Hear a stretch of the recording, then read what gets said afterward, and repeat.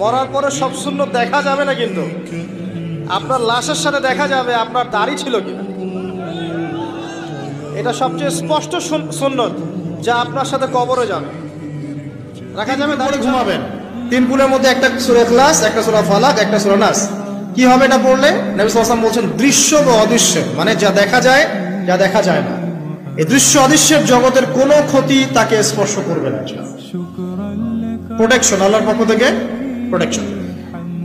আর এটা যখন রাতে পড়বেন তখন এভাবে পড়বেন, একবার সূরা ইখলাস কুল হুয়াল্লাহু আহাদ, তারপর সূরা ফালাক কুল আউযু বিরাব্বিল ফালাক, তারপর সূরা নাস কুল আউযু বিরাব্বিন নাস করে 2 হাত একত্রিত করে ফু দিবেন, দিয়ে মাথা থেকে নিয়ে এভাবে পুরো মাথা থেকে নিয়ে পুরো বডি এভাবে মাসাজ করবেন এভাবে, ঠিক আছে?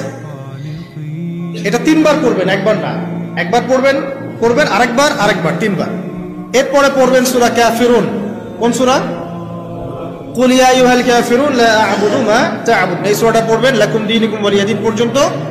কি হবে? আল্লাহর রাসূল সাল্লাল্লাহু আলাইহি ওয়াসাল্লাম বলেন যে রাতের বেলা ঘুমানোর আগে কেউ যদি সূরা কাফিরুন তেলাওয়াত করে ঘুমিয়ে যায়, আল্লাহ পাক ওই ব্যক্তিকে শিরকের পাপ থেকে মুক্ত রাখবে ইনশাআল্লাহ। তো দুশমন কি কোই জরুরত নেই।